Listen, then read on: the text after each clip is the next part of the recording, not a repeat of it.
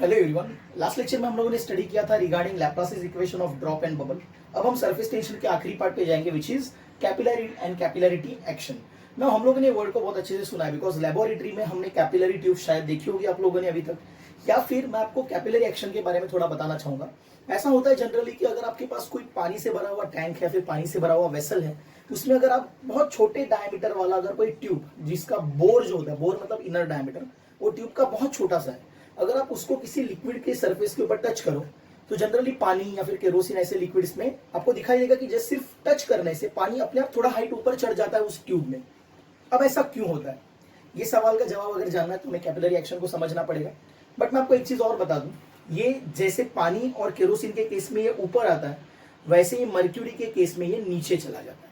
In short, जिनका angle of contact acute है उनमें ये कैपिलरी में राइज दिखाई देता है, वही अगर सपोज कोई मर्क्यूरी जैसी केस है तो ये कैपिलरी फॉल दिखाता है। अब ऐसा क्यों होता है वो हम देखेंगे यहाँ पर प्रॉपरली, जस्ट पे अटेंशन। लेकिन कैपिलरी एक्शन का डेफिनेशन क्या है उसके बारे में हम देखेंगे। कैपिलरी एक्शन या फिर कैपिलरिटी का definition, it is a rise और fall in the liquid level when a capillary tube touches a certain liquid surface. So अगर किसी लिक्विड सरफेस पे कैपिलरी ट्यूब के टच करने की वजह से ड्यू टू सरफेस टेंशन अगर कैपिलरी राइज या कैपिलरी फॉल हो रहा है तो उसे हम क्या बोलेंगे, कैपिलरी एक्शन बोलेंगे, जैसे कि आपको पता ही। अब अगर हम आगे बढ़ते हैं तो हम सबसे पहली बात इस पूरे जो पार्ट है उसमें क्या सीखेंगे। सो ये कैपिलरी एक्शन होता ही क्यों है, पहली चीज।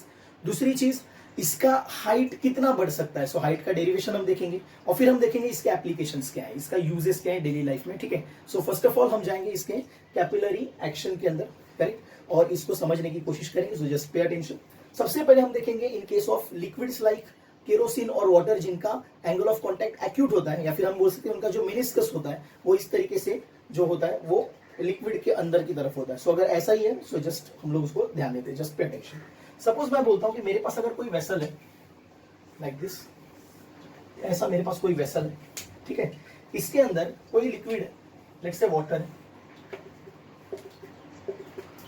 इसमें मैंने कैपिलरी ट्यूब इंसर्ट किया। अब जनरली कैपिलरी ट्यूब जो होता है उसका डायमीटर बहुत छोटा होता है, लेकिन इसमें मुझे आपको बहुत कुछ चीजें समझानी है, इसके लिए मैं उसका डायमीटर थोड़ा बड़ा दिखाने वाला हूँ, लेकिन एक्चुअल में इतना बड़ा नहीं होता, जस्ट ध्यान रखिए आप।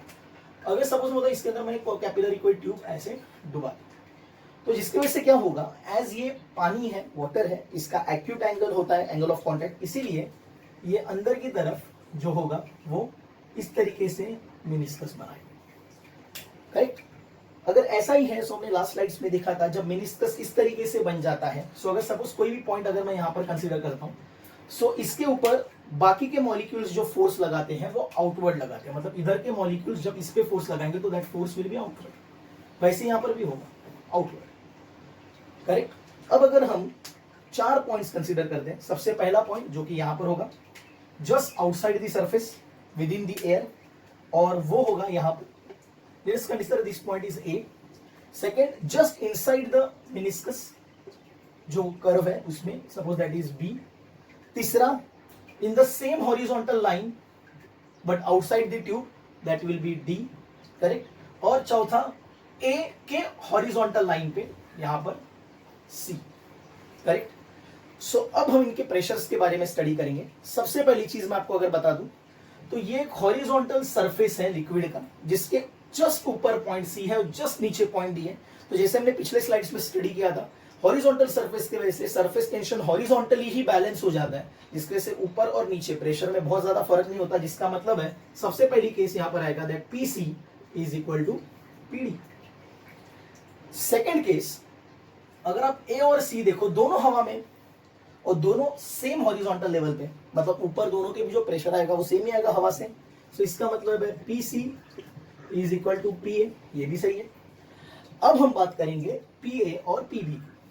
जैसे कि आपको दिख रहा है कि ये जो पॉइंट है लिक्विड का जो अपर सरफेस पे है, उस पे सरफेस टेंशन इस तरफ लग रहा है, तो जब ये रिजॉल्व होगा सरफेस टेंशन तो हॉरिजॉन्टल कंपोनेंट्स भी बनेंगे दोनों के भी, और दोनों के वर्टिकल कंपोनेंट्स भी बनेंगे, और ये जो वर्टिकल कंपोनेंट्स बनेंगे जिसके वजह से ए का प्रेशर कंपैरेटिवली ज्यादा होगा और बी का प्रेशर कंपैरेटिवली क्या होगा, कम। So we can say that PA is more than PB.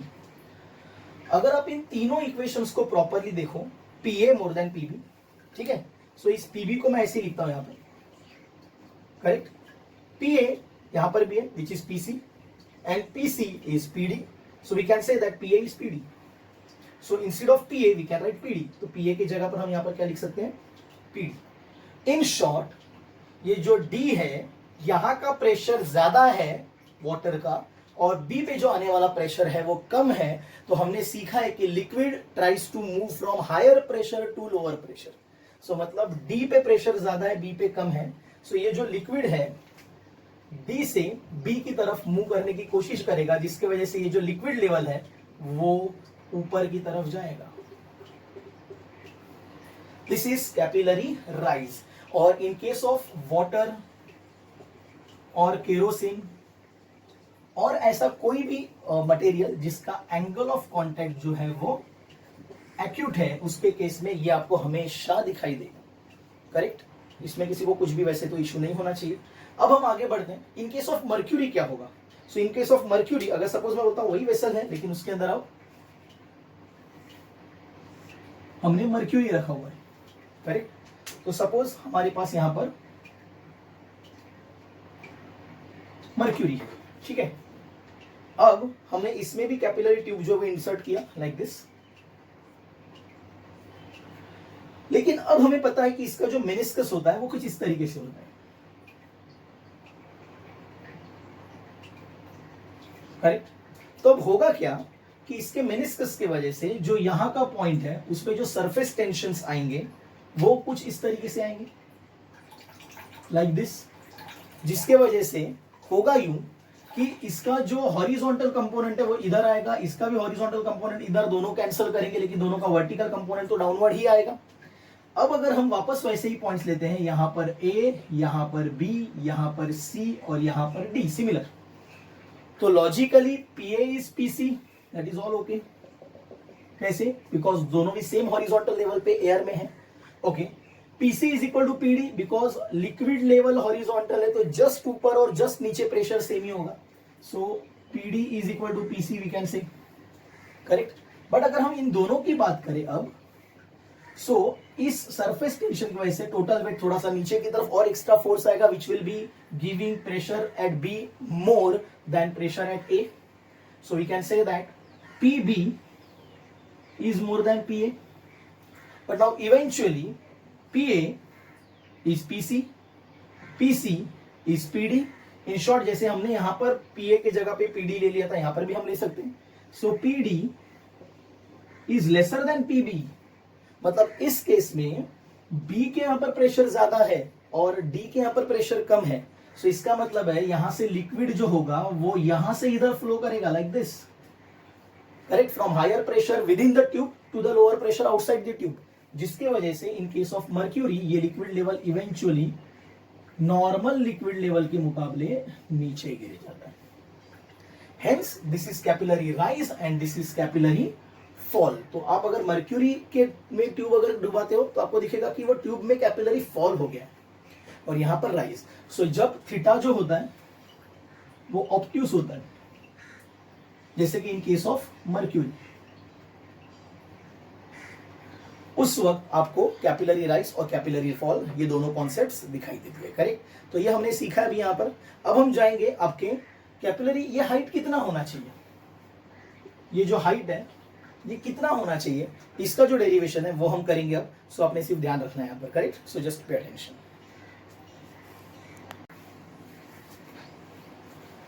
Hello everyone, अभी हम लोग देखेंगे यहां पर कि what is the derivation for capillary rise. So capillary rise की जब हम स्टडी करेंगे तो उसका हाइट कितना होता है. तो जस्ट हम लोग डायग्राम पे ध्यान देते हैं. यहां पर हमने एक वेसल लिया हुआ है जिसके अंदर हमने एक्यूट एंगल का लिक्विड, फिलहाल हम इसे कंसिडर करेंगे वाटर. हमने वाटर लिया हुआ है और इसके अंदर एक कैपिलरी ट्यूब हमने इमर्स की है. इस कैपिलरी ट्यूब का जो रेडियस है वो R है. Correct. So we can say that अगर ये कैपिलरी ट्यूब कुछ इस तरीके से है, सो इस कैपिलरी ट्यूब का, ये जो कैपिलरी ट्यूब है इसका जो रेडियस है वो R है. करेक्ट. और ऑलरेडी इसके अंदर वाटर जो ऊपर की तरफ चढ़ चुका है. ठीक है.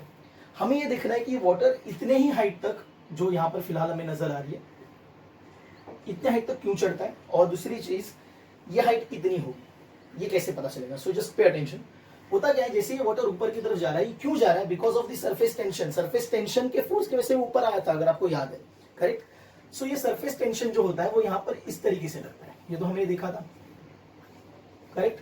नाउ रिमेंबर, सरफेस टेंशन कौन से पॉइंट पे लगता है? पॉइंट ऑफ कॉन्टैक्ट पे लगता है। हमने ये नहीं भूलना चाहिए कि फिलहाल ये हमारी 2D ज्योमेट्री है, 2 डायमेंशनल है, इसलिए हमें ऐसे लग रहा है कि सिर्फ ये पॉइंट और ये पॉइंट जो है वो ग्लास के कांटेक्ट में है, लेकिन ऐसा नहीं है। वो जो ग्लास कैपिलरी है उसमें वो पूरा सरकमफेरेंस जो है वो कांटेक्ट में है। इसका क्लियरली मतलब है, जब हम यहाँ पर इसी के डायग्राम में यहाँ पर साइड में निकाल रहा हूँ, जस्ट पे अटेंशन, अगर मैं बोलूंगा कि ये जो है ये पूरा का पूरा पोर्शन जो है वो अगर सपोज ग्लास के कांटेक्ट में है, तो इसका क्लियरली मतलब है जो सरफेस टेंशन है वो यहां पर तो आएगा ही, यहां पर तो आएगा, इवन यहां से भी निकलेगा, ऐसे यहां से भी निकलेगा, हर जगह से ये सरफेस टेंशन जो होगा वो ध्यान दीजिए आप, अगर ये ऐसा सरफेस है या फिर ऐसा we can say that water surface है, तो ये हर जगह से ऐसे बाहर की तरफ निकलेगा, ऐसे बाहर की तरफ। So it will be like जो आपको यहां पर ऐसे नजर आ रहे हैं, सिमिलरली सामने की तरफ से वो ऐसे होंगे, फिर ऐसे ऐसे, इन शॉर्ट हर जगह से वो बाहर की तरफ आएंगे, तो उनका सारा कंपोनेंट हर जगह से ऐसे बाहर की तरफ जाएगा। फिलहाल हम जो है वो सिर्फ 2 पे ही ध्यान देंगे, correct. So now pay attention. होगा क्या, अगर ये सरफेस टेंशन है T, तो ये T 2 पार्ट में रिजॉल्व होगा, करेक्ट। इसका एक आएगा हॉरिजॉन्टल कंपोनेंट और एक आएगा वर्टिकल कंपोनेंट जो कि ऊपर की तरफ होगा। सो एक आएगा वर्टिकल कंपोनेंट। सिमिलरली इसका यहां पर भी एक आएगा हॉरिजॉन्टल कंपोनेंट और एक आएगा वर्टिकल कंपोनेंट। जैसे कि हमें पता है कि ये टेंजेंट जो होता है उसका surface of solid inside liquid के साथ ये जो एंगल होता है वो होता है theta, and theta is angle of contact. ये हमने सीखा है। What is angle of contact? It is angle between tangent to the free surface of liquid and surface of solid inside the liquid, correct. अब अगर ऐसा ही है, so if this is theta, कोई भी आसानी से बता सकता है दिस इज थीटा, ये भी थीटा ही रहेगा, करेक्ट। कैसे? Because of the opposite angle. Similarly अगर ये थीटा है तो ये भी थीटा रहेगा, कैसे? Opposite angle. अच्छा, हमें ये भी पता है कि थीटा के बाजू वाला जो होता है कंपोनेंट वो टी कॉस थीटा है और जो बचा हुआ कंपोनेंट है वो टी साइन थीटा है। इसका मतलब ये जो वर्टिकल कंपोनेंट्स है वो टी कॉस थीटा है और जो हॉरिजॉन्टल कंपोनेंट्स है वो कौन से हैं? They R T sine theta, correct. ये हमें अब पता चल गया, करेक्ट। सो अब हम थोड़ा सा इसको और आगे से देखेंगे, जस्ट पे अटेंशन। सो अब अगर मैं इसको थोड़ा सा आपको यहां पर थोड़ा बड़ा करके अगर दिखा रहा हूं इस डायग्राम को, जस्ट पे अटेंशन। सपोज अगर मैं बोलता हूं कि ये है ऐसे, करेक्ट। ये आपका सरफेस टेंशन यहां से ऐसे बन रहा है, ये यहां से ऐसे बन रहा है, correct. Free surface of solid inside the liquid जो है वो ऐसा है, जो कि आपको नजर आ रहा है। सो अगर हम इसे रिजॉल्व करते हैं अब, सो ये जो है इसका रिजोल्यूशन एक आएगा ऐसे, एक आएगा ऐसे, फिर यहां पर भी एक आएगा ऐसे और एक आएगा ऐसे। If this is angle theta, तो इसका अपोजिट ये भी थीटा होगा, इसका अपोजिट ये भी थीटा होगा। थीटा के बाजू वाला जो कंपोनेंट होगा वो होगा टी कॉस थीटा, इधर का भी जो कंपोनेंट है वो होगा टी कॉस थीटा, और ये जो कंपोनेंट होगा वो होगा टी साइन थीटा, और इधर भी जो कंपोनेंट होगा वो क्या होगा? T sine theta. बट हमने समझना चाहिए ये टी साइन थीटा और ये टी साइन थीटा एक दूसरे को क्या करेंगे? कैंसल करेंगे, एग्जैक्टली। एंड रिमेंबर, जैसे कि मैंने आपको पहले ही बताया था, ये सिर्फ 2 पॉइंट्स नहीं है, सरकमफेरेंस में से कितने ही पॉइंट्स हैं, उन सभी के आमने सामने वाले टी साइन थीटा एक दूसरे को कैंसिल करेंगे, है ना। क्योंकि सारे T sine theta radially outwards रहेंगे, सेंटर से बाहर की तरफ रहेंगे, इधर उधर, इधर इधर, ये कैंसिल करेगा। अगर सामने वाली इन दोनों की बात करें तो एक इधर जाएगा, एक इधर जाएगा, इधर की अगर बात करें तो इधर जाएगा, उधर जाएगा। ये सारे रेडियली आउटवर्ड्स जो कंपोनेंट है वो एक दूसरे को क्या करेंगे? कैंसिल। इन शॉर्ट अगर हम बात करें सारे टी साइन थीटा की, तो एक टी साइन थीटा इधर है, एक टी साइन थीटा इधर है, एक यहां पर है तो दूसरा यहां पर है, तीसरा अगर यहां पर है तो उसका यहां पर काउंटर पार्ट होगा, एक अगर यहां पर है तो एक यहां पर भी होगा। ऐसे करके all T sine theta will cancel each other. वहीं पर अगर हम टी कॉस थीटा की बात करें तो टी कॉस थीटा यहां पर भी ऊपर है, यहां पर भी ऊपर है, यहां से आएगा वो भी ऊपर रहेगा, यहां से आएगा वो भी ऊपर रहेगा, यहां से आएगा वो भी ऊपर रहेगा। In short all the T cos theta components will be in the same direction upward, but all the t sin theta components will eventually cancel each other. इसीलिए t sin theta का कोई मतलब नहीं है यहाँ पर। all which is present is t cos theta, और वो एक नहीं है, पूरे circumference पे। so अगर मैं बोलता हूँ what is the total force which is directing in upward direction? yes, it is t cos theta, लेकिन ऐसा एक नहीं, multiply by circumference 2 pi r. so total upward force will be t cos theta into 2 pi r, जो इस liquid को ऊपर उठाने की कोशिश करेगा।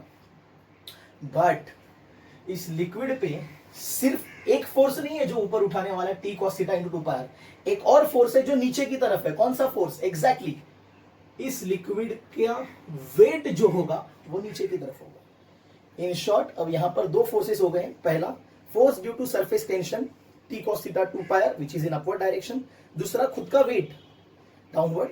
जिस वक्त ये दोनों भी सेम हो जाएंगे लिक्विड वहां पर रुक जाएगा। वेरी गुड, यहां पर हमारा कॉन्सेप्ट खत्म हो गया। जिस वक्त T cos theta into 2 pi that is upward force due to surface tension will balance the weight over, वहां पर आपका जो लिक्विड लेवल है वो क्या हो जाएगा? रुक जाएगा। करेक्ट। सो अगर ऐसा ही है तो हम देखते हैं अब। So net upward force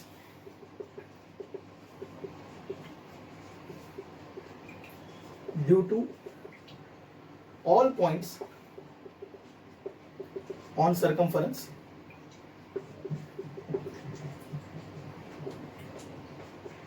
is force in upward direction is equal to exactly t cos theta into 2 pi r, equation number 1, correct. And weight of liquid column, जो weight of liquid column है अगर हम उसे देखते हैं, so just pay attention. What is weight of liquid column? Weight of liquid column at height h balances this force. इस upward force को क्या करेगा? वो लिक्विड कॉलम h हाइट पे बैलेंस करेगा। वेट इज गिवन बाय, तो weight का जो फॉर्मूला होगा वो कैसे मिलेगा? Exactly weight is generally mass into gravity that is equal to, जैसे कि आपको पता है mass is nothing but density into volume by density is equal to mass upon volume, so mass is equal to density into volume, so it will be density volume into gravity, correct. So if this is equation number 1, this will be equation number 2. now हमें कौन सा volume लेना है? उतना ही volume जितना rise हुआ है। In short यहां से लेके ये जो इतना लिक्विड है उसका, but right now that is cylinder, फिलहाल वो सिलेंड्रिकल शेप है। सिलेंड्रिकल शेप का वॉल्यूम का फॉर्मूला क्या होता है? सिलेंड्रिकल शेप के वॉल्यूम का फॉर्मूला होता है exactly pi r square h, correct. So for cylinder volume is equal to pi r square h. Therefore what is weight is equal to? Weight is equal to density pi r square h into gravity, equation number 3. At equilibrium at height h, this force upward, that force upward is equal to weight. So at height h, F due to upward force will become equal to weight of the liquid column. So therefore ये हो जाएगा T cos theta into 2 pi r is equal to rho pi r square h into g, correct. अब काफी सारी चीजें इसके अंदर cancel हो जाएंगी, जैसे कि हम देख पा रहे हैं pi pi will get cancel, R square का और इधर का एक आर कैंसिल हो जाएगा, करेक्ट. और दूसरी चीज जो हमें अभी फिलहाल के लिए दिख रहा है वो इतना ही है, correct. So in that case अब होगा यूं कि अगर आपको ये h चाहिए तो ये g, r और रो यहाँ पर डिवाइड हो जाएंगे. सो इवेंचुअली आपका इक्वेशन बनेगा therefore h is equal to 2t cos theta divide by rho r g. और ये है इक्वेशन फॉर हाइट, जहां पर या फिर जहां तक कैपिलरी क्या होगा? राइज होगा, कैपिलरी में राइज होगा. अगर आप गौर से देखो तो यहां से बहुत सारी चीजें आपको समझेंगी, जैसे कि कॉन्सेप्ट हम समझेंगे. अगर लिक्विड का डेंसिटी ज्यादा है, घना लिक्विड है, तो मैं आपको एक सवाल पूछूंगा. अगर एक कंटेनर है और उसके अंदर आपने कैपिलरी ट्यूब डाली लेकिन कंटेनर में पानी है, सेकेंड केस में उसी कंटेनर में हनी है, तो किस केस में पानी या फिर किस केस में लिक्विड ज्यादा ऊपर जाएगा? आप बोलोगे सर पानी के केस में ज्यादा ऊपर जाएगा, है ना, क्योंकि पानी का डेंसिटी कम है. And if density is lesser, height will be more. Density is lesser, height will be more. So वो यहाँ पर लॉजिक है. अच्छा, एक चीज और आपको नजर आ रही है, height is inversely proportional to radius. मतलब कैपिलरी ट्यूब का रेडियस जितना छोटा होगा हाइट उतना ही ज्यादा ऊपर तक जाएगा. और तीसरी इंपॉर्टेंट चीज जो कि यहाँ पर बहुत जरूरी है, अगर हमारा एंगल ऑफ कॉन्टेक्ट एक्यूट है, अगर एक्यूट है मतलब लेस देन 90 पानी के केस में, केरोसिन के केस में, तो थीटा अगर एक्यूट है तो cos थीटा मतलब cos of acute angle is positive. मतलब ये हाइट जो है वो पॉजिटिव आंसर आएगा, मतलब वो राइज है। वही अगर ये ऑब्ट्यूस एंगल निकला, जैसे कि मर्क्यूरी के केस में, so cos of any obtuse angle is negative, मतलब ये हाइट का आंसर नेगेटिव आएगा, मतलब ये कैपिलरी राइज नहीं होगा, कैपिलरी फॉल होगा, जैसे कि कहां पर होता है, मर्क्यूरी के केस में होता है। करेक्ट, तो ये हमने सीख लिया अभी यहाँ पर। So this is the derivation of capillary rise या फिर कैपिलरी फॉल, हम जिसे भी बोल दें, ठीक है।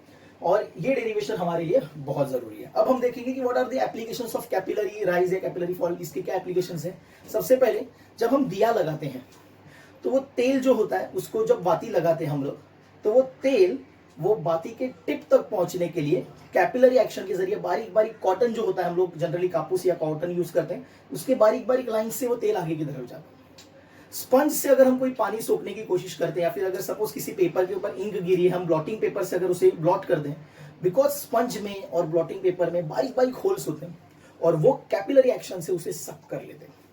अगर हम बायो की बात करें तो आप लोगों ने प्लांट वाटर रिलेशनशिप में ये सीखा हुआ है कि due to the capillary actions ascent of sap होता है, मतलब जो रूट्स होते हैं वो आसपास का जो पानी होता है ना, मिनरल्स होते हैं, उनको रूट्स कैसे बॉडी तक पहुंचाते हैं, पूरे पेड़ तक कैसे पहुंचाते हैं, it is just because of the capillary action. ये वन ऑफ द थियरी है।